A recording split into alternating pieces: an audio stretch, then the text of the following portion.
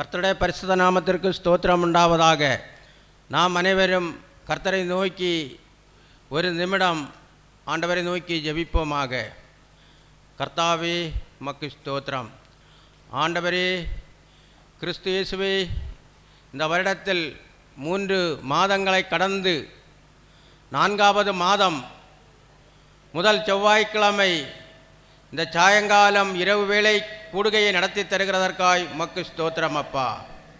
ஆண்டவரே, இங்கே கூடுகைக்கு தேவ ஜனங்களை கொண்டு வந்து சேர்த்ததற்காய் உமக்கு ஸ்தோத்திரம். ஆண்டவரே, இந்த கூடுகையை நல்ல முறைக்கு நடத்தி தருகிறதற்காய் உமக்கு ஸ்தோத்திரம். அதற்காக இந்த இடத்தை நீங்கள் எங்களுக்கு ஆயத்தப்படுத்தி தந்ததற்காய் உமக்கு ஸ்தோத்திரம் அப்பா. ஆண்டவரே, இன்றைக்கு என்ன வார்த்தைகள் இங்கே தேவையோ அந்த வார்த்தையை நீங்கள் என்னோடிருந்து பேசுங்கப்பா. மீட்பர் இயேசுவின் மூலம் ஜெபங்கேளும். ஆமீன். அல்லேலூயா, அல்லேலூயா, அல்லேலூயா. நமக்கு இன்றைக்கு கர்த்தர் தந்திருக்கிற வசனம் மத்தேயு 4வது அதிகாரம் 17வது வசனம். இயேசு மனந்திரும்புங்கள், பரலோக ராஜ்யம் சமீபத்திருக்கிறது என்று பிரசங்கிக்க தொடங்கினார். இன்றைய தினம் இந்த தலைப்பு செய்தி செவ்வாய்க்கிழமை என்னோடு பிரதர் செல்லத்துறை அவர்கள் கேட்டார்கள், எந்த தலைப்பு வால் போஸ்டர் போட வேண்டும் என்று. நான் சொன்னேன், எனக்கு தலைப்பு இதுவரைக்கும் கர்த்தர் தரவில்லை. அப்போது நான் தலைப்பை போடட்டுமா என்று கேட்டார். நான் சொன்னேன், எனக்கு எப்பவும் புதன்கிழமை அப்படிதான் தலைப்பு கிடைக்கும் என்று. அப்போதுதான் எனக்கு செவ்வாய்க்கிழமை சாயங்காலம் இரவு வேளையில் தலைப்பு கிடைத்தது. தலைப்பை கொடுத்து வால் போஸ்டர் எல்லாம் அடிக்க சொன்னேன். அதன் பிறகுதான் தேவன் எனக்கு இந்த செய்தியை தந்து உதவி இருக்கிறார். இங்கே என்னை நிறுத்தி பேசுகிறவரும் ஆண்டவராகிய கிறிஸ்து இயேசுதான். வசனத்தை கற்று தருகிறவரும் அவர்தான். என்னோடிருந்து பேசுகிறவரும் அவர்தான். இந்த செய்தியை மனந்திரும்புங்கள், பரலோக ராஜ்யம் சமீபத்து இருக்கிறது என்று சொன்னால் பரலோக ராஜ்யம் எங்கேயோ கிடையாது. நம்முடைய சரீரத்திலே தான் பரலோக ராஜ்யம் இருக்கிறது. அதற்குத்தான் இயேசு பரலோக ராஜ்யம் சமீபத்திருக்கிறது என்று பிரசங்கிக்க தொடங்கினார். மனம் திரும்ப வேண்டும். பரலோக ராஜ்யம் நம் சரீரத்தில் வருவதற்காக என்ன செய்ய வேண்டும்? முதலில் நாம் பழைய வாழ்க்கையை விட்டு புதிய வாழ்க்கையில் வந்து நாம் மனம் திரும்பி நாம் வாழ வேண்டும்.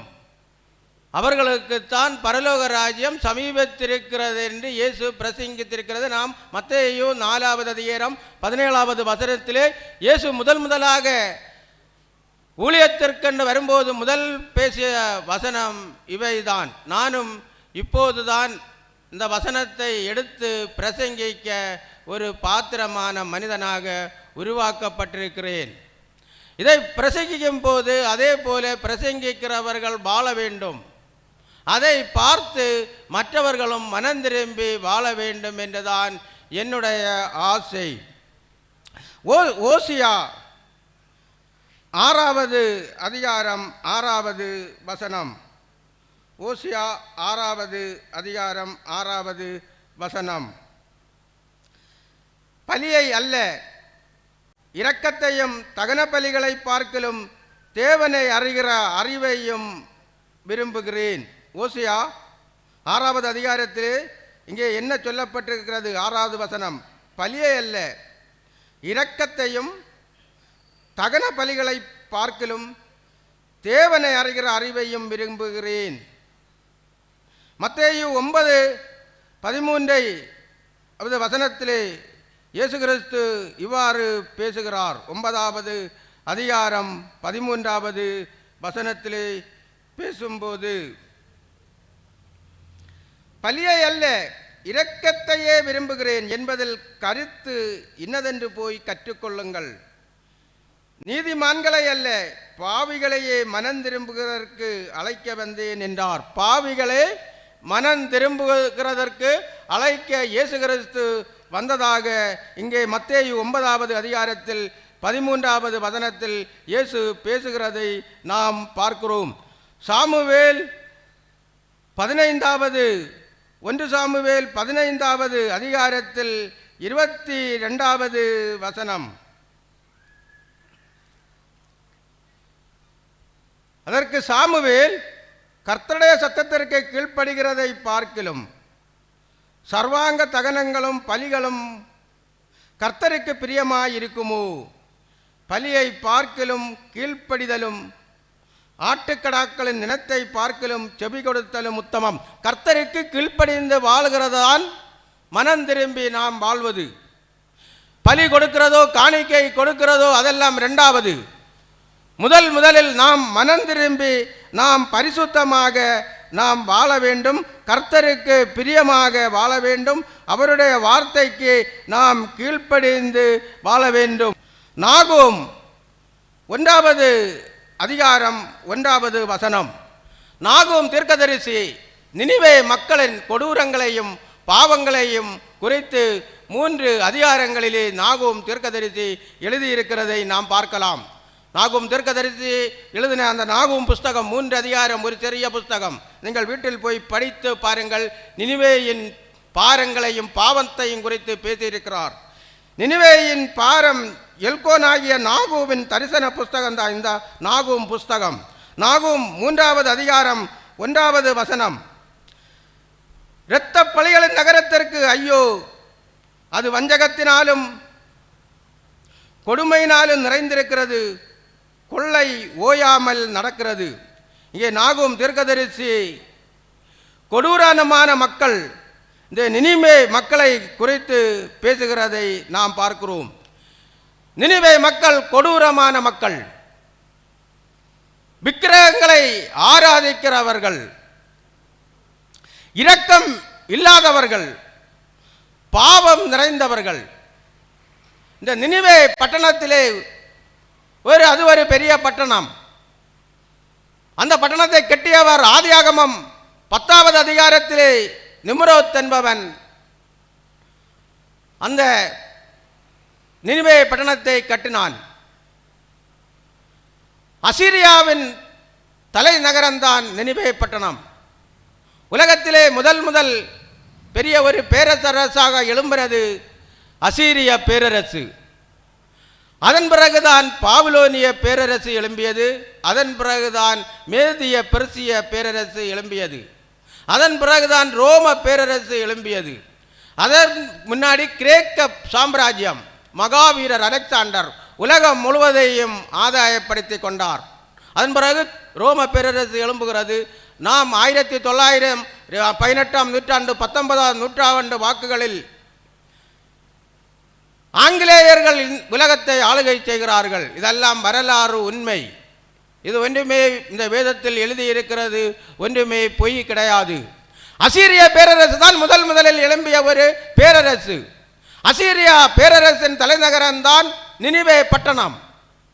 இந்த அசீரியர்கள் யுத்தத்திற்கு போகும்போது என்ன செய்வார்கள் என்று சொன்னால், எந்த தேசத்தில் போய் யுத்தம் செய்கிறார்களோ அந்த தேசத்தில் உள்ள மனிதர்களின் தலைகளை எல்லாம் தனியாக வெட்டி அந்த தேசத்தின் எல்கையிலே கொண்டு வந்து ஒரு பிரமிடு போல அடுக்கி அங்கே புதைப்பார்கள். மிருக ஜீவன்களை எல்லாம் வெட்டி போடுவார்கள். வீடுகளை எல்லாம் இடித்து தரைமட்டமாக்குவார்கள். மரம் செடி கொடிகளை எல்லாம் தீயிட்டு கொளுத்துவார்கள். அந்த தேசத்தில் ஒன்றுமில்லாமல் தேசத்தை நிர்மூலம் ஆக்குவார்கள் இந்த அசீரியர்கள். அந்த தேசத்தில் உள்ள கூக்குரல் கர்த்தருக்கு பயங்கரமாக கிடைக்கிறது. அந்த தேசத்திற்காக அங்கே அவர்கள் மனம் திரும்ப வேண்டும், நினிவே மக்கள் மனம் திரும்ப வேண்டும் என்று கர்த்தர் யோனாவை கூப்பிடுகிறார். மத்தேயு 12வது அதிகாரம் 41வது வசனம். மத்தேயு 12வது அதிகாரம் 41வது வசனம்.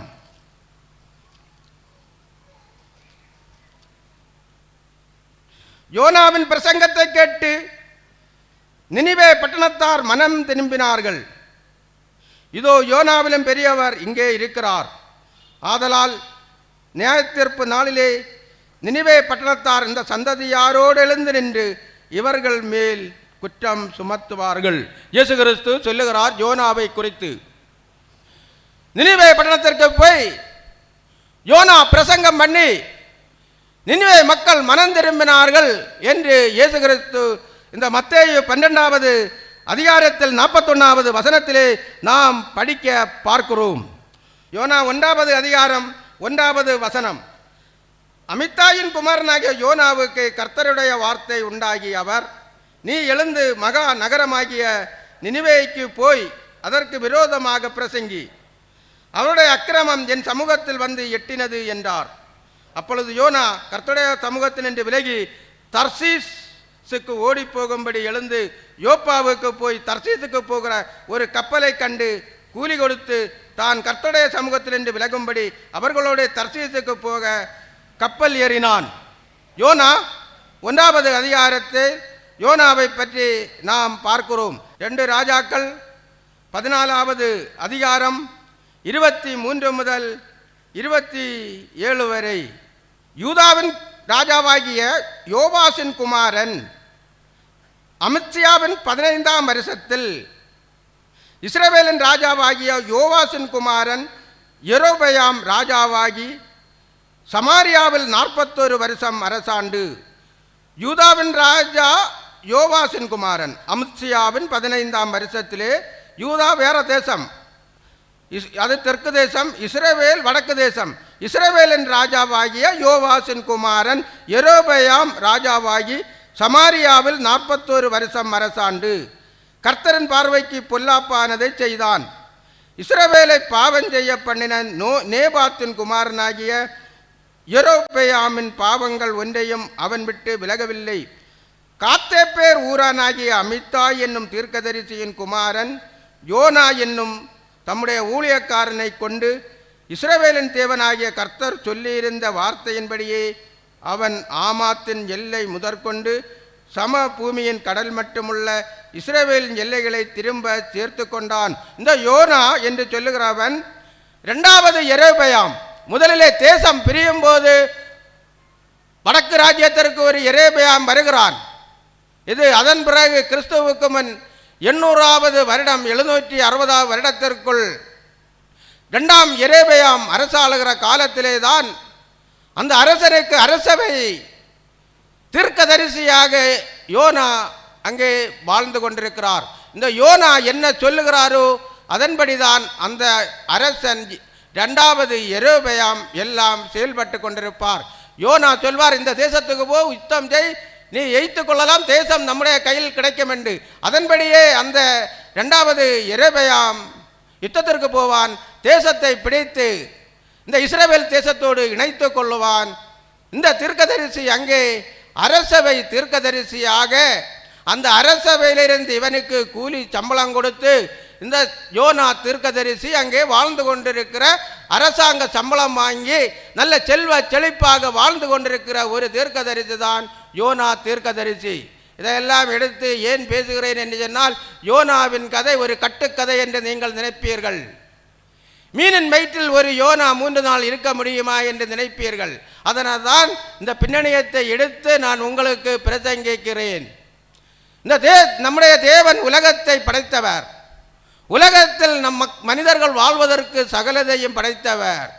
மிருக ஜீவன்களை, நீரில் உள்ள மச்சங்களை எல்லாம் படைத்த தேவனுக்கு யோனாவை விழுங்குவதற்கு ஒரு மீனையும் படைக்க தெரியும். யோனா கரையிலே கொண்டு கக்கும்போது அந்த யோனாவுக்கு உயிர் ஜீவனை கொடுக்கவும் நம்முடைய ஆண்டவராலே முடியும். அதை தான் நான் முன்னடியாக இங்கே நான் உங்களுக்கு சொல்கிறேன். யோனா கர்த்தர் சொல்லுகிறார், நினிவேயின் நினிவே பட்டணத்திற்கு நீ போக வேண்டும். அந்த மகா நகரத்திலே, அது ஒரு பெரிய நகரம், அந்த நகரத்திலே மக்கள் பாவத்திலே வாழ்ந்து கொண்டிருக்கிறார்கள். நீ பிரசங்கம் பண்ணி மனம் திரும்ப வேண்டும், அங்கே உள்ள இனங்கள் மனம் திரும்ப வேண்டும் என்று. இந்த யோனாவுக்கு ரொம்ப மனசுக்கு பாரமாக இருந்தது. நான் ஏன் அங்கே போய் அவர்களுக்கு பிரசங்கம் பண்ண வேண்டும்? அந்த அசீரியா மக்கள் எல்லாம் இந்தியே எங்கள் தேசத்துக்கு பொல்லாப்பு செய்கிறார்களே, இந்த பொல்லாப்பு செய்கிறவர்கள் மக்கள் மனம் திரும்புவதற்கு நான் எதற்காக பிரசங்கம் பண்ண வேண்டும் என்று அவன் நினைத்து யோப்பா பட்டணத்திற்கு போவார். யோப்பா பட்டணம் ஒரு துறைமுக பட்டணம். அந்த பட்டணத்திற்கு அவர் நினிவேக்கு போகாமல் தர்சீசுக்கு கப்பல் ஏறி போவார். தர்சீஸ் என்று சொன்னால் இன்றைக்கு நாம் பார்க்கிற ஐரோப்பிய கண்ட்ரியில் உள்ள ஸ்பெயின் தேசம். அந்த ஸ்பெயின் தேசம் ஒரு சுற்றுலா தேசம். இவனிடத்தில் ரூபாய் அதிகமாக இருக்கிறது. அரசாங்க சம்பளம் வாங்கி கொண்டிருந்தவன் இந்த ரூபாயை கொண்டு நமக்கு தர்சீசுக்கு போய் அங்கே ஜாலியாக இருந்துவிட்டு வரலாம் என்று கப்பல் ஏறி போகும்போது கடலில் கப்பல் போகும்போது கடல் கொந்தளிக்கிறது. கடல் கொந்தளிக்கும் போது அந்த கப்பலில் இருக்கிற மாலுமிகள் எல்லாம் இது என்னத்தினால் வந்தது என்று அவர்கள் சீட்டு போடும்போது யோனாவின் பெயர் வரும். யோனா கீழ்த்தட்டிலே சுகமாக படுத்து தூங்கி கொண்டிருப்பார். அப்போதுதான் யோனாவிடத்தில் கேட்கும்போது யோனா சொல்வார், என் நிமித்தம்தான் இது கொந்தளிப்பு வருகிறது.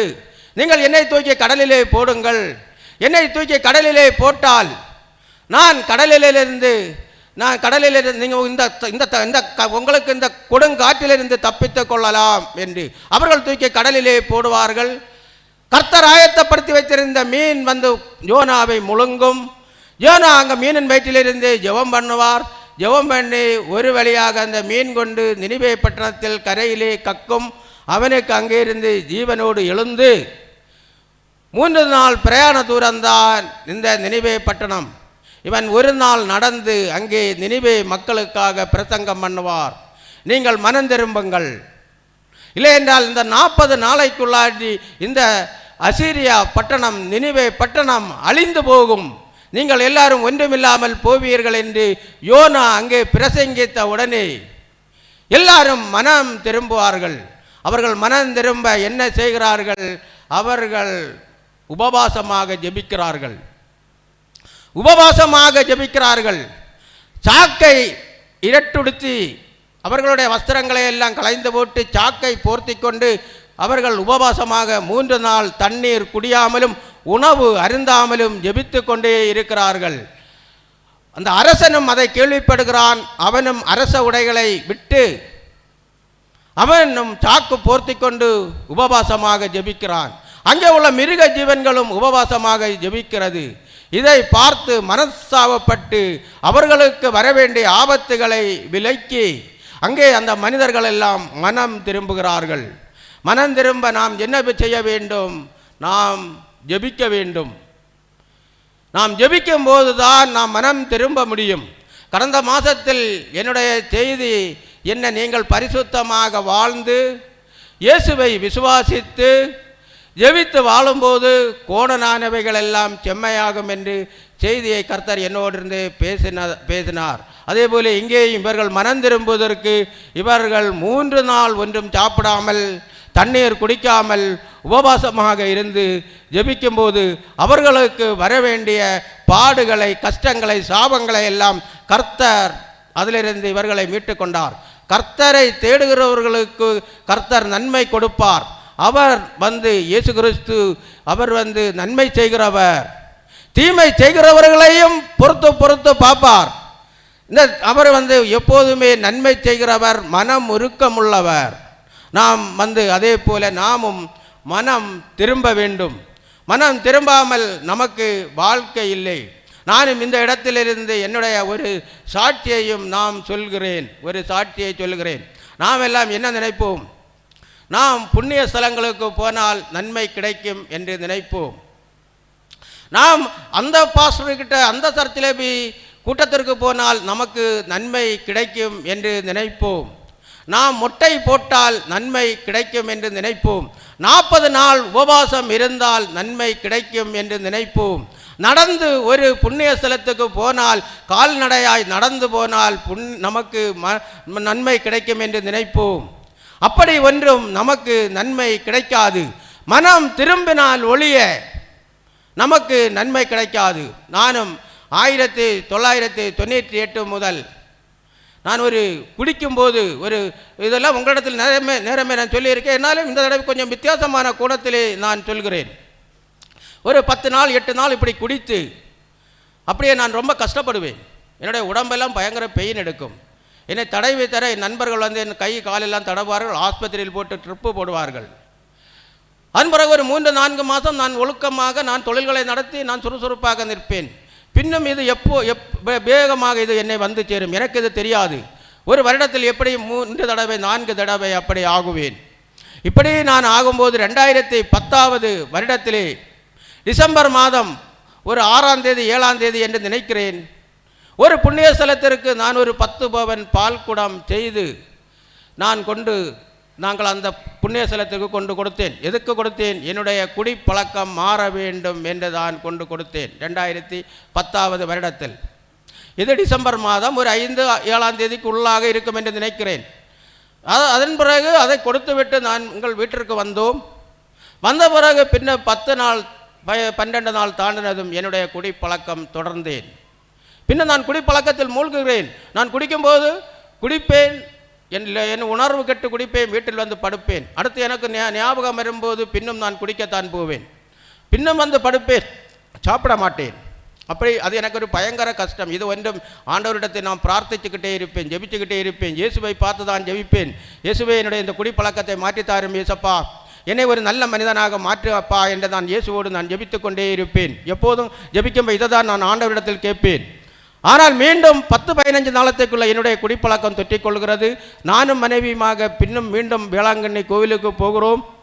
அந்த கோவிலிலே போய் அங்கே போய் மீண்டும் குடிக்கிறேன், அங்கே போய் மொட்டை போடுகிறேன். வரும்போதும் வழியிலே குடித்து வீட்டிற்கு வருகிறேன். மறுநாள் கோட்டலில் போய் நின்று அங்கேயும் குடிக்கிறேன். அதன் பிறகு ஒரு 23ஆம் தேதி மத்தியான வேளையிலே சாலைக்குடி தியான சென்டருக்கு போவோம். அங்கே போனால் குடிப்பழக்கம் மாறும், ஒரு வாரம் அங்கே இருக்கலாம் என்று நினைத்து என்னுடைய நண்பர்கள் செல்வராஜ், மோகன் 2 பேரையும் கொண்டு டிரைவர் எல்லாம் போட்டு நாங்கள் போனோம். ஆனால் அங்கே போன பிறகு 23ஆம் தேதி இரவு வேளையில் அங்கே கிறிஸ்மஸ் பண்டிகை வருகிறதுனால் தியான சென்டர் எல்லாம் அடைக்கப்பட்டிருக்கிறது. தியான சென்டர் அடைக்கப்பட்டதுனால் அங்கே ரூம் போட்டு தங்கினோம். எனக்கு கை கால் எல்லாம் நல்ல வேதனை. காலையில் எழும்பி கீழே வரும்போது அது ஒரு பார் கோட்டல், கீழே மதுபானம் விற்று கொண்டிருக்கிறார்கள். நான் மோகனிடத்திலிருந்து 100 ரூபாய் வாங்கி கொண்டு போய் கொஞ்சம் சாப்பிட்டேன். சாப்பிட்ட உடனடியாக எனக்கு உடம்பில் உள்ள கை கால் வேதனை மாறுகிறது. பிறகு மீண்டும் குடிக்கிறேன். திரும்பி வரும்போது வருகிற இடத்துல எல்லாம் குடிப்பழக்கம். கிம்ஸ் ஆஸ்பத்திரியில் அன்று 24ஆம் தேதி ராத்திரி அட்மிட் ஆகிறேன். 25ஆம் தேதி கிறிஸ்மஸ் பண்டிகை நான் எங்கே இருக்கிறேன்? கிம்ஸ் ஆஸ்பத்திரியிலே ஐசியிலே இருக்கிறேன். இது ஏன் சொல்லுகிறேன் என்று சொன்னால், நம்ம இப்படி காணிக்கை கொடுக்கறதுனாலேயோ புண்ணிய ஸ்தலத்துக்கு போகிறதுனாலேயோ நாம் சர்ச்சுகளை ஓடுகிறதுனாலேயோ நமக்கு எந்த நன்மையும் கிடைக்காது. 2017 வருடத்திலே நாம் இந்த வேதத்தை எடுத்து வாசிக்கும் போது தான் மோசையோடு கர்த்தர் பேசுகிறதை, மோசைக்கு நியமப்பிரமாணம் கொடுத்ததை, அந்த நியமப்பிரமாணத்தில் என்ன கர்த்தர் மோசைக்கு சொல்லிக் கொடுக்கிறார் என்றெல்லாம் படித்து நான் புரிந்து கொண்டு பார் தொழிலை முதலில் நிறுத்தினேன். அதன் பிறகுதான் ஆண்டவர், நான் மனம் திரும்புகிறேன். பார் தொழில்னா நான் தவறான தொழிலை செய்து கொண்டிருந்தேன், அந்த தொழிலை நான் நிறுத்துகிறேன். நிறுத்தின உடனே தான் ஆண்டவர் என்னை அணைத்து கொண்டு எனக்கு புத்தி சொல்லி தந்து என்னோடு பேசி என்னை டை போடாமலும் விக்கிரகங்களை ஒன்றும் வணங்காமலும் சினிமா பார்க்காமலும் மொபைலில் எந்த தவறானது பார்க்காமலும் அவர் என்னோடு பேசி என்னை பரிசுத்தப்படுத்துகிறார். நாம் தேவனுக்கு கீழ்ப்படியும் போது, தேவனுக்கு நாம் மனம் திரும்பி தேவனுடைய பக்கத்தில் நாம் வரும்போது தேவன் நிச்சயமாக நமக்கு அவர் கற்றுத்தருவார். கற்றுத்தந்துதான் 2013 வருடம் தாண்டி 2020 வருடத்திலே என்னிடத்தில் அவர் பேசினார். இங்கேயும் பேசுகிறது நான் அல்ல, என்னால் ஒரு வார்த்தையும் பேச முடியாது, ஆவியானவர் தான் இங்கே பேசுகிறார். 2022 வருடத்திலே நாங்கள் தண்ணியிலே மூழ்கி ஞானஸ்தானம் எடுக்கிறோம். இங்கே யாரும் உங்களுக்கு ஞானஸ்தானம் எடுக்குவதற்கு சொல்லி தரமாட்டார்கள். அன்பானவர்களே, நாம் இயேசு கிறிஸ்து எப்போது ஞானஸ்தானம் எடுக்கிறார்? 30வது வயதிலே தான் அவர் மூழ்கி ஞானஸ்தானம் எடுக்கிறார். அவர் ஏன் கடவுள் மனிதனாக பிறந்தார்? மனிதர்கள் எப்படி வாழ வேண்டும் என்று அவர் வாழ்ந்து காட்டினார். நாம் தண்ணீரே மூழ்கி ஞானம் வந்த பிறகு, மனம் திரும்பின பிறகு, நம்ம ஞானம் வந்த பிறகுதான் தண்ணீரே மூழ்கி நாம் ஞானஸ்தானம் எடுக்க வேண்டும். குழந்தையிலே கொண்டு போய் ஞானஸ்தானம் எடுத்தால் அது ஞானஸ்தானம் கிடையாது. அன்பானவர்களே, இங்கே யாரும் உங்களை வழி நடத்துவதற்கு நல்ல ஆட்கள் உங்களுக்கு கிடையாது. இதை நான் உண்மையாக சொல்லுகிறேன். நான் மூழ்கி ஞானஸ்தானம் எடுத்ததுக்கு அப்புறம் தான் ஆவியானவர் என் சரீரத்தில் வந்து பேசத் தொடங்கினார். அதன் பிறகுதான் ஒரு வருடம் தாண்டி 2022 வருடத்தில் இங்கே தான் இந்த கூட்டத்தை வைக்க வேண்டும் என்று ஆண்டவர் சொன்னார். அல்லாமல் எனக்கு இந்த கூட்டம் வைக்க ஒரு ஆசையும் கிடையாது. ஆண்டவருக்கு கீழ்ப்படிந்து மனம் திரும்பி கொஞ்சம் கொஞ்சமாக மனம் திரும்பி இப்போதுதான் ஒரு அளவுக்கு என்னை ஆண்டவர் மனம் திரும்ப வைத்திருக்கிறார். அதனால் தான் இப்போது இந்த பிரசங்கத்தையும் நான் பேசுகிறேன். யோனாவின் பிரசங்கத்தை கேட்டு நினிவே மக்கள் மனம் திரும்பினதை நாம் பார்த்தோம்.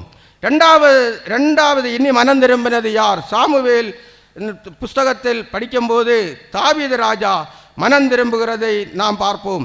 2 சாமுவேல் 12வது அதிகாரம் 1 முதல் 10 வசனங்களை வாசிக்கிறேன். கர்த்தர் நாத்தானை தாவீதிடத்தில் அனுப்பினார். இவன் அவனிடத்தில் வந்து அவனை நோக்கி, ஒரு பட்டணத்தில் 2 மனுஷர்கள் இருந்தார்கள். ஒருவன் ஐஸ்வர்யவான், மற்றவன் தரித்திரன். ஐஸ்வர்யவானுக்கு ஆடு மாடுகள் வெகு திரளாய் இருந்தது. தரித்திரனுக்கோ தான் கொண்டு வளர்த்த ஒரே ஒரு சின்ன ஆட்டுக்குட்டியை தவிர வேறொன்றும் இல்லாதிருந்தது. அது அவனோடும் அவன் பிள்ளைகளோடும் கூட இருந்து வளர்ந்து அவன் வாயின் அப்பத்தை தின்று அவன் பாத்திரத்திலே குடித்து அவன் மடியிலே படுத்துக்கொண்டு அவனுக்கு ஒரு மகளைப் போல இருந்தது. அந்த ஐஸ்வர்யவானிடத்தில் வழிப்போக்கன் ஒருவன் வந்தான். அவன் தன்னிடத்தில் வந்த வழிப்போக்கனுக்கு சமையல் பண்ணிவிக்க தன்னுடைய ஆடு மாடுகளில் ஒன்றை பிடிக்க மனதில்லாமல் அந்த தரித்திரனுடைய ஆட்டுக்குட்டியை பிடித்து அதை தன்னிடத்தில் வந்த மனுஷனுக்கு சமையல் பண்ணிவித்தான் என்றான். அப்பொழுது தாவீது அந்த மனுஷன் மேல் மிகவும் கோபம் மூண்டவனாகி நாத்தானை பார்த்து, இந்த காரியத்தை செய்த மனுஷன் மரணத்திற்கு பாத்திரன் என்று கர்த்தருடைய ஜீவனை கொண்டு சொல்லுகிறேன். அவன் இரக்கமற்றவனாயிருந்து இந்த காரியத்தை செய்தபடியினால் அந்த ஆட்டுக்குட்டிக்காக 4 தனி திரும்ப செலுத்த வேண்டும் என்றான்.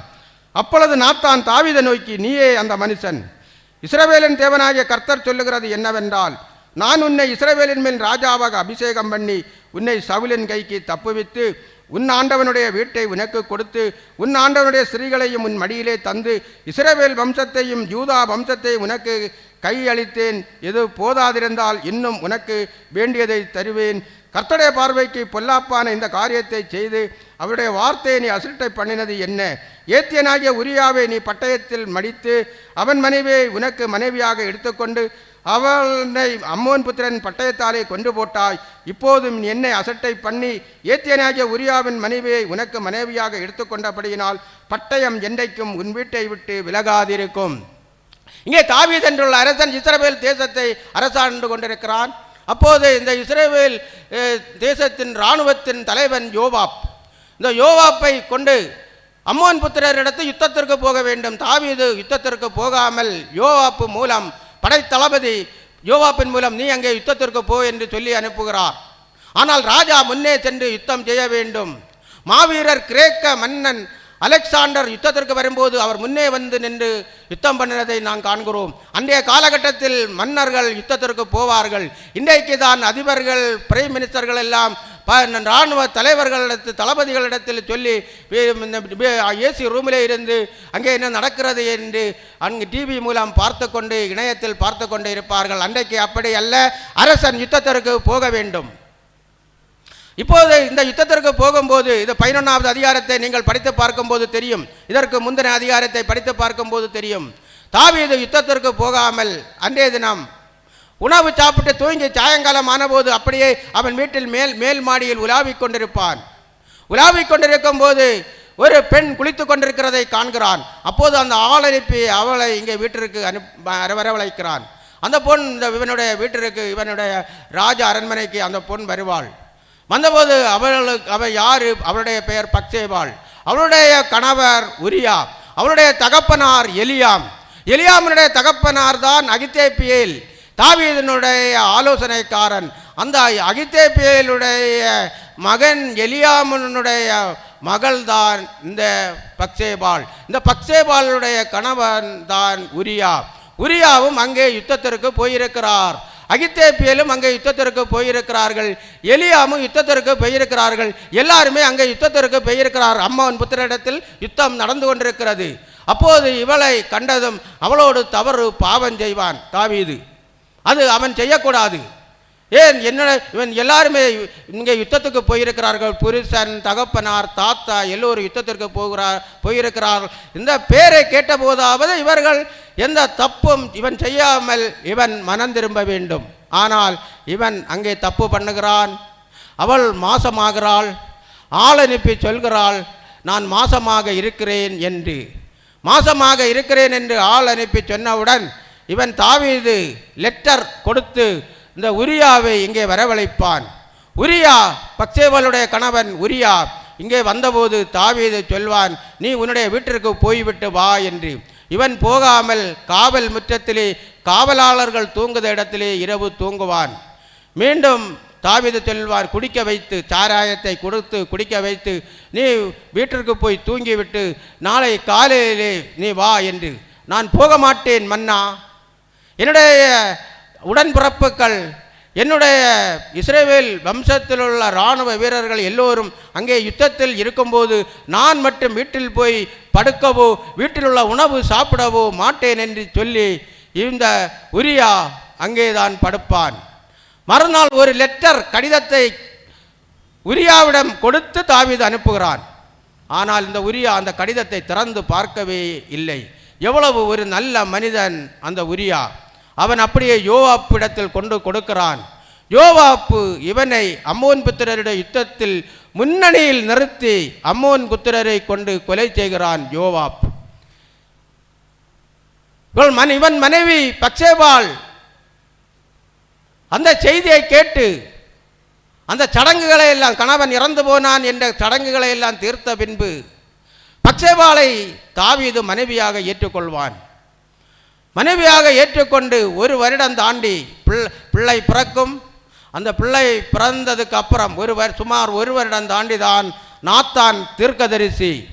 அன்றைக்கு தாவீதோடு இருக்கிற தீர்க்கதரிசி நாத்தான் தீர்க்கதரிசி.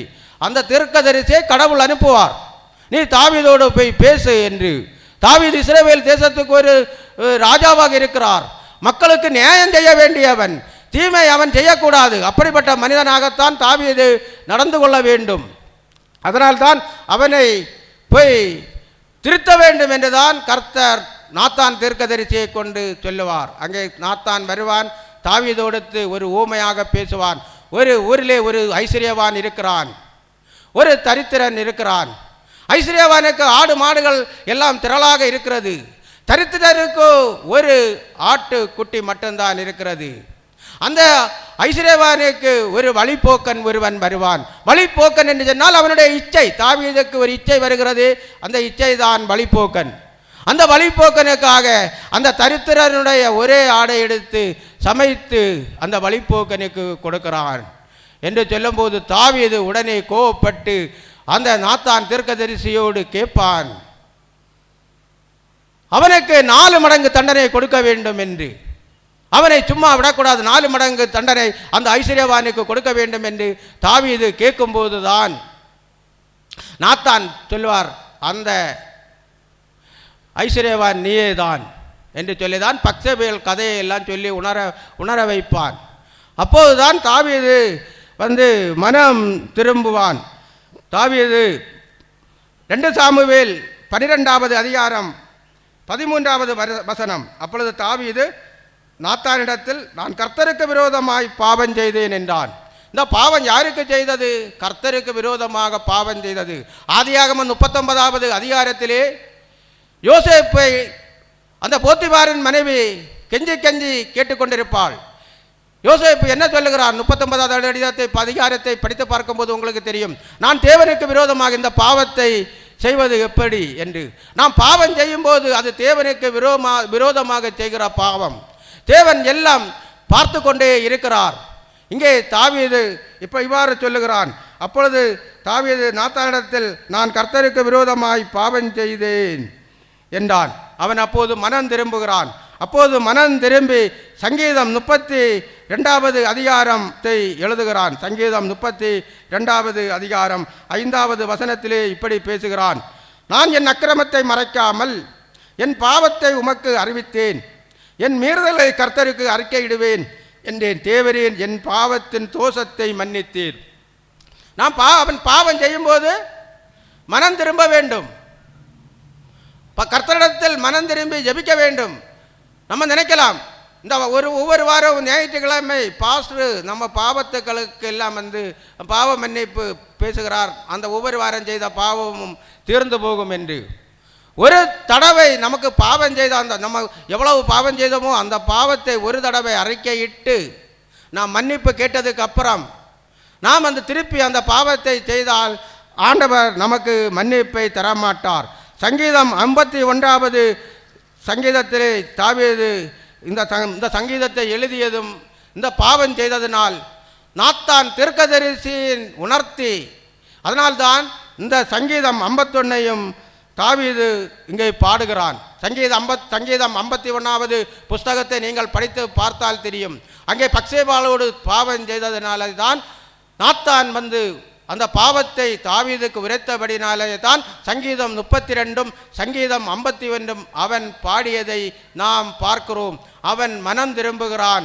மனம் திரும்பினதனால் அந்த பத்சேபாளுடைய முதல் குழந்தை இறந்து போய் 2வது குழந்தை சாலோமன் இஸ்ரவேல் தேசத்தை 40 வருஷம் அரசாளுகிறான். தாவீதுக்கு 11 மனைவிமார்கள் இருக்கிறார்கள், 20 மகன்கள் உண்டு.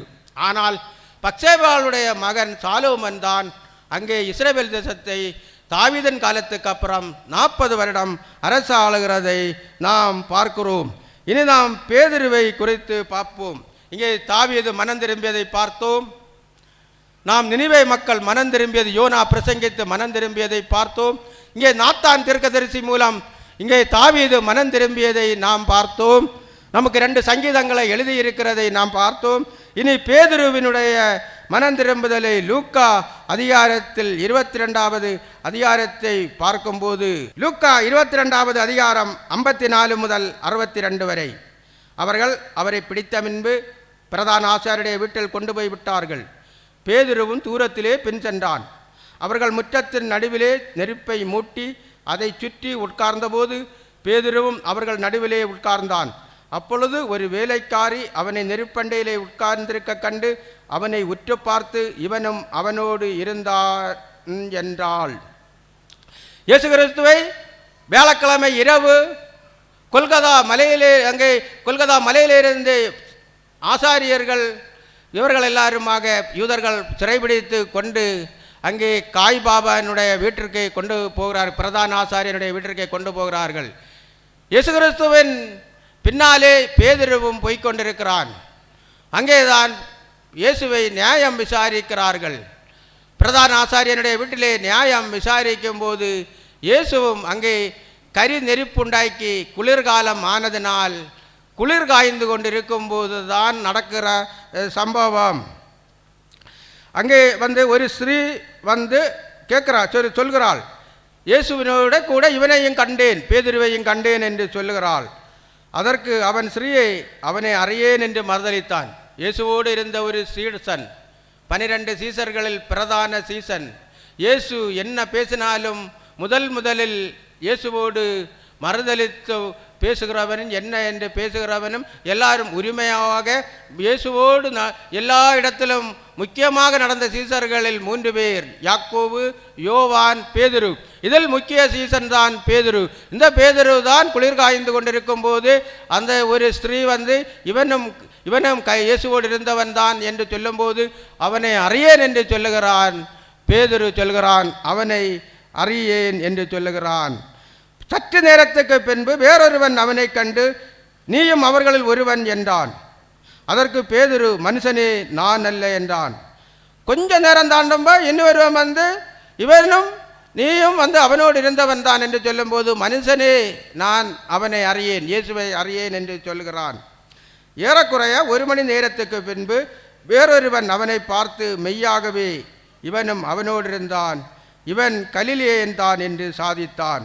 அதன் பிறகு 1 மணி நேரம் தாண்டி இவனும் அவனோடு இருந்தான், இவனும் கலிலேயன் தான் என்று சாதித்தான். கலிலேயா என்றால் அது கலிலேயா கடற்கரை. இயேசு கிறிஸ்துவும் கலிலேயாவிலே கப்பர்நாகூமிலே தான் மினிஸ்ட்ரியை தலைமையிடமாக கொண்டு மினிஸ்ட்ரி பண்ணி கொண்டிருந்த இடம். பேதுருவும் அங்கே கலிலேயா கடற்கரையிலே தான் மீன் பிடித்தவன். அதுதான் இவனும் கலிலேயா தானே, கலிலேயன் என்று சொல்லுகிறான். சொல்லும்போது அதற்கு பேதுரு, மனுஷனே நீ சொல்லுகிறதை அறியேன் என்றான். அவன் இப்படி சொன்னவுடனே சேவல் கூவிற்று. அப்பொழுது கர்த்தர் திரும்பி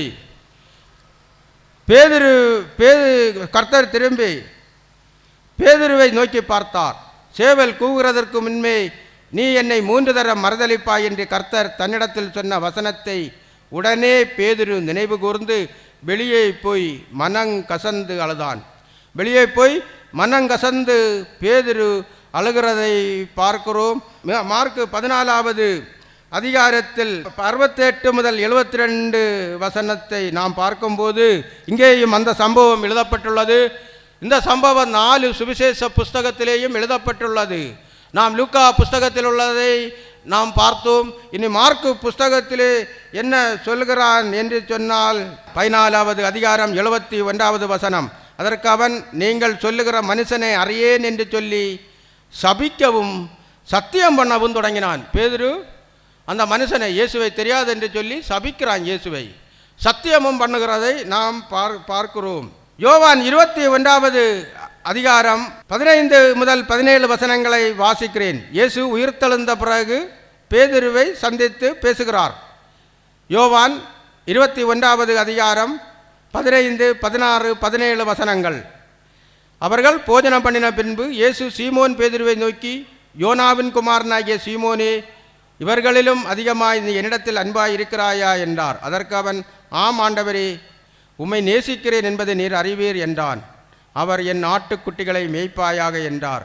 2ஆம் தரம் அவர் அவனை நோக்கி, யோனாவின் குமாரனாகிய சீமோனே, நீ என்னிடத்தில் அன்பாய் இருக்கிறாயா என்றார். அதற்கு அவன், ஆம் ஆண்டவரே, உம்மை நேசிக்கிறேன் என்பதை நீர் அறிவீர் என்றான். அவர், என் ஆடுகளை மேய்ப்பாயாக என்றார். 3ஆம் தரம் அவர் அவனை நோக்கி, யோனாவின் குமாரனாகிய சீமோனே, நீ என்னை நேசிக்கிறாயா என்றார்.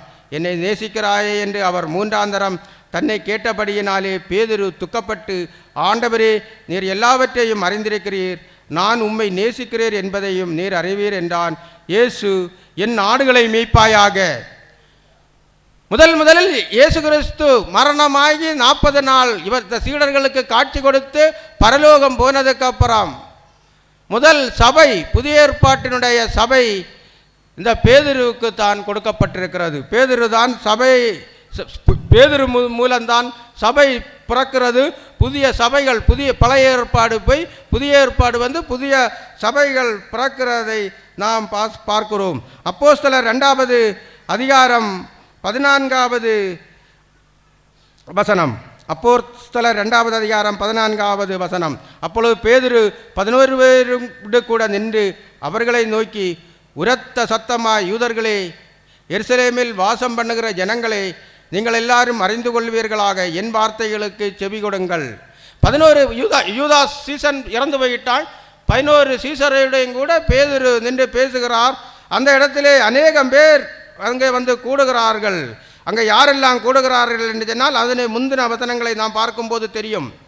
பார்த்தரும், மேதரும், ஏலாமித்தரும், மெசப்போத்தாமியா என்னினால் பாபிலோனியர், யூதேயா, கப்பத்தோக்கியா, பொந்து, ஆசியா தேசம், பிரிகியா, பம்பிலியா, எகிப்து என்னும் தேசத்தார்களும், சீரேனே பட்டணத்தை சுற்றி இருக்கிற லிபியாவின் திசைகளிலே ஆப்பிரிக்கா கண்டத்தில் உள்ளவங்கள் குடியிருக்கிறவர்களும், இங்கே சஞ்சரிக்கிற ரோமா புரியாமின் ரோமா தேசத்தார்களும், யூதரும், யூத மார்க்கத்தை அமைந்தவர்களும், கிரேத்தரும், கிரேக்க தேசத்தில் உள்ளவரும், அரபியர்கள், அரபு தேசத்தில் உள்ளவர்களும், நாம் நம்முடைய பாசைகளிலே இவர்கள் தேவனுடைய மகத்துவங்களை பேச கேட்கிறோமே என்பதை நாம் பார்க்கும்போது இவ்வளவு தேசத்தில் உள்ளவர்கள் எல்லாம் வருகிறார்கள்.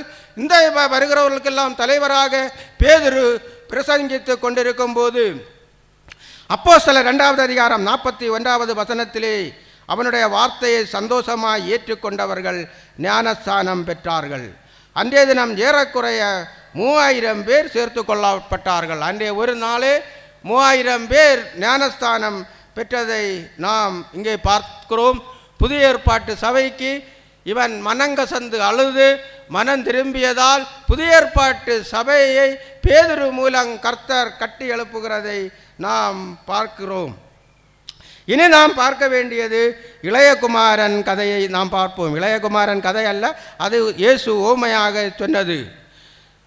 லூக்கா 15வது அதிகாரத்திலே நாம் பார்க்கிறோம். 1 முதல் 3 வசனங்களை வாசிக்கிறேன்.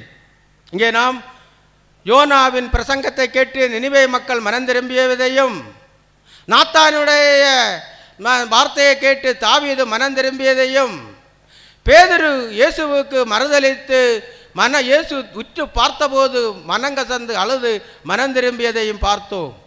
இங்கே நாம் இனி பார்க்க வேண்டியது லூக்கா அதிகாரம். இது லூக்கா அதிகாரம் காணாமல் போன அதிகாரம் என்று சொல்வார்கள். காணாமல் போன அதிகாரம் என்று சொன்னால், இங்கே முதல்ல 100 ஆடுகளில் 1 ஆடு காணாமல் போகிறது. அது வெளியே போகிறது, காணாமல் போகிறது. இரண்டாவது, ஒரு ஸ்திரீ 10 வெள்ளிக்காசை வைத்திருப்பாள். அந்த 10ல் 1 காணாமல் போகிறது. அந்த ஸ்திரீயை அது வீட்டுக்குள்ளே காணாமல் போகிறது. அன்றைய காலகட்டத்திலே யூதர்கள் ஒரு பெண்ணை திருமணம் செய்யும் போது 10 வெள்ளிக்காசை கொண்டு அந்த பெண்ணுக்கு கொடுப்பார்கள். அது ஒரு சடங்கு, யூத சடங்கு. இன்றைக்கு மோதிரம் வலை கொடுக்கிறது மாதிரி திருமணமாகும் போது அந்த வெள்ளிக்காசு எல்லாம் அப்படியே இருக்க வேண்டும். அதை அவன் என்கேஜ்மெண்ட் நடத்தி வெள்ளிக்காசை கொடுத்து இவன் வந்து சொந்தமாக தொழில் செய்து ஒரு வீடு கட்டின பிறகுதான் திருமணம் செய்வான். அவ்வளவு காலமும் அந்த வெள்ளிக்காசை அவள் பத்திரமாக பாதுகாக்க வேண்டும். அவள் வீட்டிற்குள்ளாலே 10 வெள்ளிக்காசில் 1 வெள்ளிக்காசு காணாமல் போகிறது. 100 ஆடுகளில் 1 ஆடு காணாமல் போகிறது. ஆனால் அதன் பிறகு இது 10 வசனங்களை கொண்டது.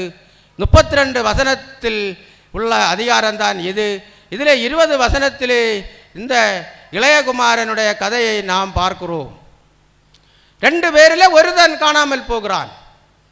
அப்போது அதிக இழப்பு. இந்த ஒருவன் 2 பேரிலே ஒருவன் காணாமல் போகிறது தான் அதிகமான இழப்பு. இங்கே இயேசு ஊமையாக பேசுகிறார். 15வது அதிகாரம் 1 முதல் 3 வசனங்களை நாம் வாசிக்கிறேன். சகல ஆயக்காரரும் பாவிகளும் அவருடைய வசனங்களை கேட்கும்படி அவரிடத்தில் வந்து சேர்ந்தார்கள். அப்பொழுது பரிசேயரும் வேதபாரகரும் முறுமுறுத்து, இவர் பாவிகளை ஏற்றுக்கொண்டு அவர்களோடு சாப்பிடுகிறார் என்றார்கள்.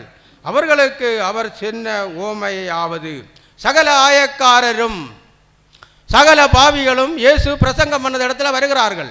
ஆயக்காரர் என்று சொன்னால் அன்றைய காலகட்டத்திலே இஸ்ரவேல் தேசத்தை ஆளுகிறது ரோம பேரரசு. உலகம் முழுவதையும் ரோமர்கள் ஆட்சி செய்து கொண்டிருக்கிறார்கள்.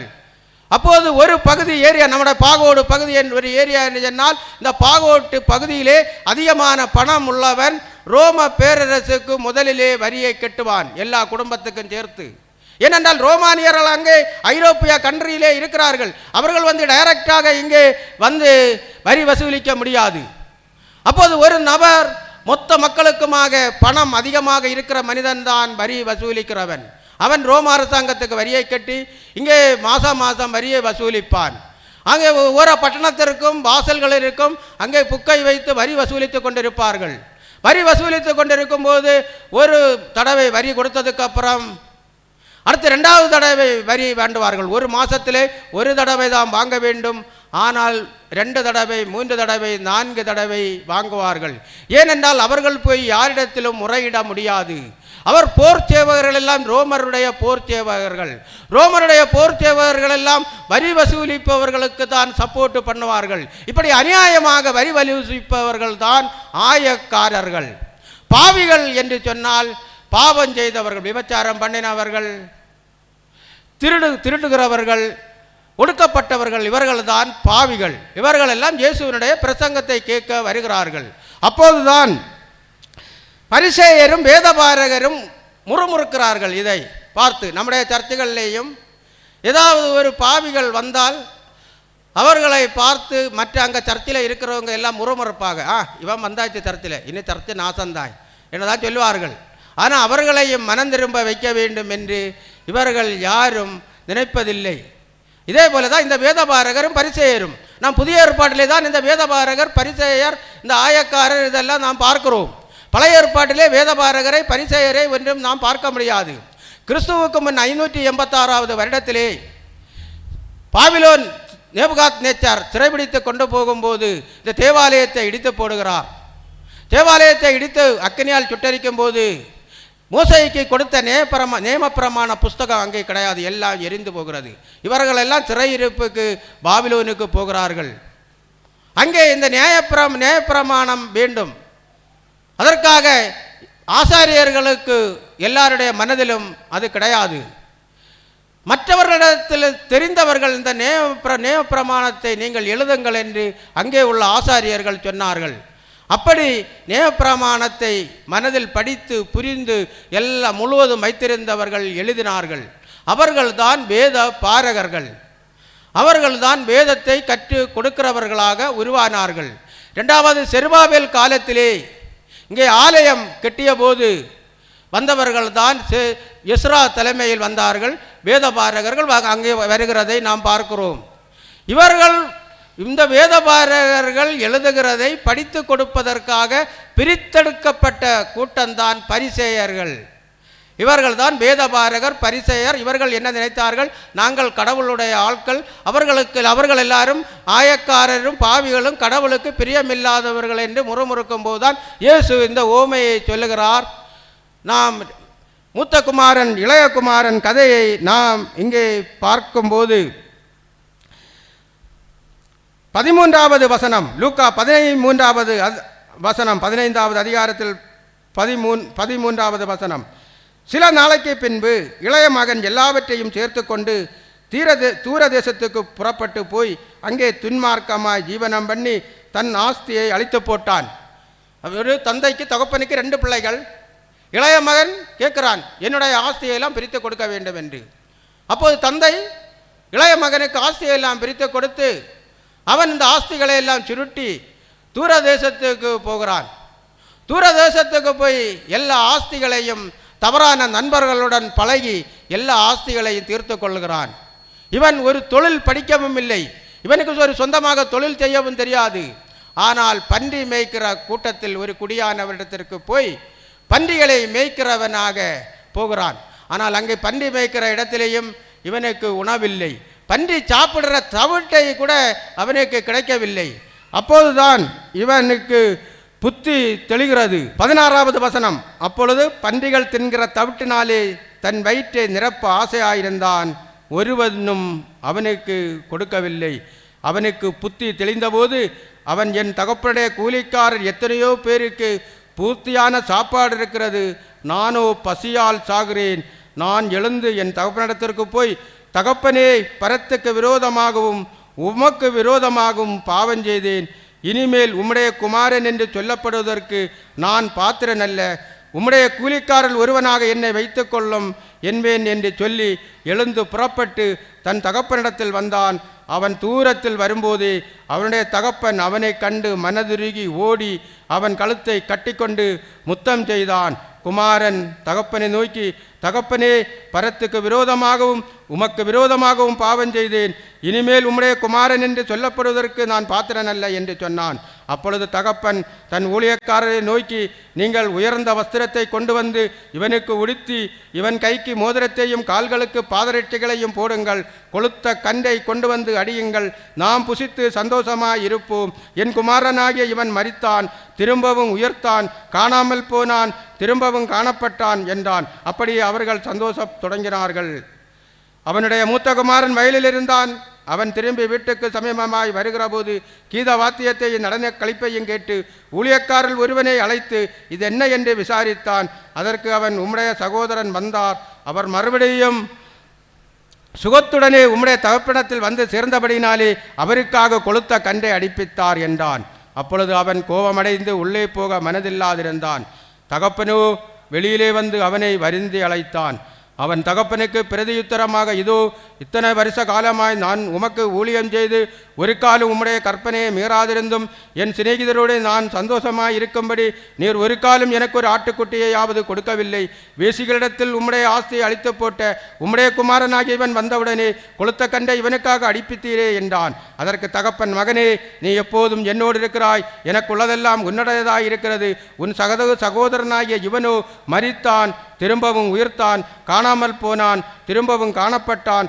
ஆனபடினாலே நாம் சந்தோஷப்பட்டு மகிழ்ச்சியாய் இருக்க வேண்டுமே என்று சொன்னான் என்பதே. அந்த இளைய மகன் எல்லாம் பன்றிகளுக்கு கொடுக்கிற உணவு வரை இல்லாத இருந்தபோது மனம் திரும்புகிறான். தன் தந்தையிடத்திற்கு வருகிறான். தூரத்திலே இந்த இளைய குமாரன் வருகிறதை தந்தை பார்த்து ஓடி போய் கட்டி பிடித்து அரவணைத்துக் கொள்கிறான். இவன் பன்றியை மேய்த்தவன். யூதர்களுக்கு விருப்பமில்லாத ஒரு மிருகந்தான் பன்றி. இவன் பன்றியை மேய்க்கும்போது அங்கே அந்த பன்றியினுடைய ஸ்மெல் இருக்கும்.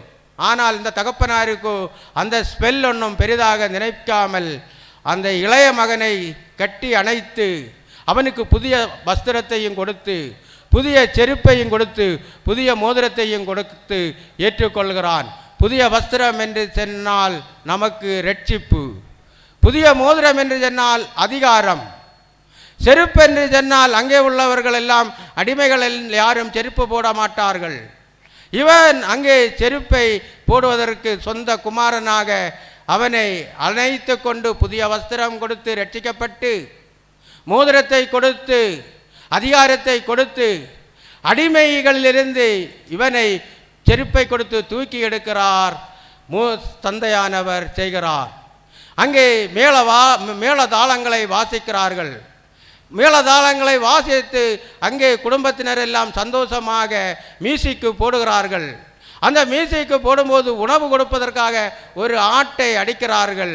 இங்கே மூத்த குமாரன் வயலிலே வேலை செய்துகிட்டு இங்கே வரும்போது இந்த மூத்த குமாரன் இங்கே என்ன என்று கேட்கும்போது, உன்னுடைய இளைய சகோதரன் வந்தான், அதனால் உன் தகப்பனார் அவனை ஏற்று இங்கே நடன நிகழ்ச்சிகள் இசை கச்சேரிகள் எல்லாம் வைத்து ஆடை வெட்டி பிரியாணி விருந்து சமைக்கிறார்கள் என்று சொல்கிறதை கேட்டு தகப்பனிடத்திற்கு வந்து வருந்துகிறான் மூத்த குமாரன் தகப்பனிடத்தில் வந்து, தகப்பனே, நான் உங்கள் கூட இருந்தேனே, எனக்கு இன்றைக்கு வர ஒரு ஆட்டை நீங்கள் எனக்காக தந்தீர்களா என்று கேட்கிறான். அப்போது தந்தை சொல்கிறார், நீ என்னோட தானே இருந்து என்னுடையதெல்லாம் உன்னுடையதானது என்று வீட்டிற்குள் அழைக்கும்போது அவன் வீட்டிற்குள் பெறாமல் இருக்கிறான்.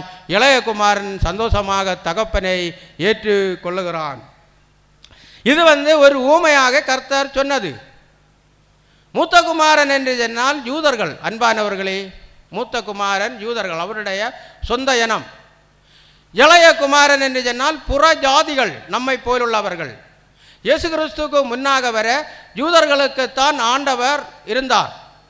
இயேசு கிறிஸ்துவின் காலம் தாண்டி அப்போஸ்தலர் 10வது அதிகாரத்திலே கொர்நேலியு ஞானஸ்தானம் எடுத்து மனம் திரும்பி ஞானஸ்தானம் எடுக்கும் வரைக்கும் புற ஜாதிகளை யாரும், பேதுருவா இருந்தாலும் யாக்கோவா இருந்தாலும் யூதாவா இருந்தாலும் எந்த அப்போஸ்தலர்களுமே புறஜாதிகளை மதிக்கவில்லை. அவர்கள் யாருமே புறஜாதிகள் என்று சொன்னால் அவர்கள் தீட்டுள்ளவர்கள். இயேசு கிறிஸ்து யூதர்களுக்கு மட்டும் சொந்தமானவர்கள் என்று எல்லோரும் எண்ணிக்கொண்டு இருக்கிறார்கள். அதை தான் இவர் இங்கே ஓமையாக சொல்லுகிறான். இளைய குமாரன் கதையும் மூத்த குமாரன் கதையும் இந்த பாவிகள் ஆயக்காரர்கள் வருகிற அந்த சமயத்திலே பரிசேயரும் வேதபாரகரும் முறுமுறுக்கும் போது அவர்களுக்கு இதை ஓமையாக சொல்லி புறஜாதி மக்களையும் ஆண்டவர் இயேசுதான் அவர்களுடைய தெய்வம் என்று இங்கே சொல்லுகிறதை நாம் பார்க்கிறோம். கலாத்தியர் 1வது அதிகாரம் 17வது வசனம். கலாத்தியர் 1வது அதிகாரம் 17வது வசனம். எனக்கு முன்னே அப்போஸ்தலனானவர்களிடத்தில் எருசலேமுக்கு போகாமலும், பவுல் அப்போஸ்தலர் கலாத்தியருக்கு எழுதும்போது எழுதுகிறார். 1வது கலாத்தியர் 1வது அதிகாரம் 17வது வசனத்திலே, எனக்கு முன்னே அப்போஸ்தலரானவரிடத்திலே எருசலேமிற்கு போகாமலும், அப்போஸ்தலர் பேதுரு, யாக்கோவு, யூதா, அந்த 11 அப்போஸ்தலர்களிடத்திலும் போகாமலும், எருசலேமுக்கு போகாமலும் அரபி தேசத்திற்கு புறப்பட்டு போகிறார். இவர் பவுல் அப்போஸ்தலர் அரபி தேசத்திற்கு போகிறார். கலாத்தியர் 4வது அதிகாரம் 25வது வசனம். ஆகார் என்பது அரபி தேசத்தில் உள்ள சீனாய் மலை. ஆகார் என்பது அரபி தேசத்தில் உள்ள சீனாய் மலை. இங்கே பவுல் எங்கே போகிறார்? அரபி தேசத்திலே சீனாய் மலைக்கு போகிறார். மோசேக்கு நியம பிரமாணத்தை கொடுத்தது சீனாய் மலையிலே கர்த்தர். இந்த பவுலுக்கும் வெளிப்பாடுகளை கொடுத்தது சீனாய் மலையிலே தான். பவுலுக்கும் சீனாய் மலையிலே தான் வெளிப்பாடுகளை கொடுத்து புறஜாதியார்களுக்கு நம்மை போல யார் யார் நாம் விபச்சாரம் என்று இதில் எழுதப்பட்டுள்ளது என்று சொன்னால் நம் விக்கிரகங்களை வணங்குவது தான் விபச்சாரம் பண்ணுகிறது. நாம் நம்முடைய முன்னோர்கள் எல்லாம் விக்கிரகங்களை தான் வணங்கி கொண்டிருந்தார்கள். நானும் விக்கிரகங்களை தான் வணங்கி கொண்டிருந்தவன். இந்த விக்கிரகங்களை வணங்கி கொண்டிருந்தவர்கள் எல்லாம் மனம் திரும்பி இயேசுவை ஏற்றுக்கொண்டு கொள்ளும்போது அவர் நம்மை ஏற்றுக்கொள்வார். நாம் மனம் திரும்பி இயேசுவை ஏற்றுக்கொள்ளும் போது அவர் நம்மை ஏற்றுக்கொள்வார். புற ஜாதிகளுக்கு இயேசு தெய்வமாக வந்ததை நாம் பார்க்கிறோம். மோசேக்கு நியாயப்பிரமாணத்தை எங்கே கொடுத்தார்? சீனாய் மலையிலே. நாம் பழைய ஏற்பாடு பார்க்கும்போது தெரியும். புதிய ஏற்பாட்டிலே இந்த பவுல் அப்போஸ்தலரிடத்தில் போகாமல் அரபி தேசத்திற்கு போகிறான். அரபி தேசத்திலே தான் அங்கே சீனாய் மலை இருக்கிறது. அங்கே போய் தான் இந்த புதிய ஏற்பாட்டில் உள்ள மக்கள் இன்றைக்கு நாம் எப்படி வாழ வேண்டும் என்று உள்ள வெளிப்பாடை இயேசு பவுல் அப்போஸ்தலருக்கு கொடுத்து, அதன் மூலம்தான் பவுல் அப்போஸ்தலர் 3 பிரயாணங்கள் பண்ணி பல தேசங்களுக்கு போய் இயேசுவை பிரசங்கித்து உலகம் முழுவதும் இயேசுவை மக்கள் ஏற்றுக்கொள்ளும்படியாக 3 பிரயாணங்கள் போனதும் 14 நிருபங்களை எழுதியதும் நாம் பார்க்கிறோம். ஆனால் நாம் மனம் திரும்பி இயேசுவை நாம் ஏற்றுக்கொள்ளும் போது ஆசீர்வாதங்கள் நிச்சயமாக இருக்கும். கிறிஸ்தவ வாழ்க்கை என்பது கடினமான வாழ்க்கை. கிறிஸ்தவ வாழ்க்கை என்றதும் உடனடியாக எல்லா நன்மைகளையும் கிடைக்காது. சில நேரங்களில் நாம் காத்திருந்து ஜெபிக்க வேண்டும். நான் 98வது வருஷத்திலிருந்து கர்த்தரோடு நான் ஜெபித்த என்னை ஆண்டவர் ரட்சிக்கப்பட்டு மூழ்கி ஞானஸ்நானம் எடுத்து என்னுடைய எனக்கு கடவுளுக்கு பிரியமில்லாத எல்லா குணத்தையும் விலக்கி என்னை 2020 தான் என் ஆண்டவர் ஏற்றுக்கொண்டார். எத்தனை வருடம் நான் ஜெபித்திருக்கிறேன் பாருங்கள். நம்முடைய ஜெபம் ஒரு காலம் வீண் போகாது. இன்றைக்கு ஜெபித்து இன்றைக்கு நன்மை கிடைக்கும் என்று நாம் நினைக்கக்கூடாது. நாம் பொறுமையாக இருந்து அவரோடு உறுதியாக இருந்து ஜெபிக்கும் போது நம் மனம் திரும்பி வாழ்ந்து நாம் ஜெபிக்க வேண்டும்.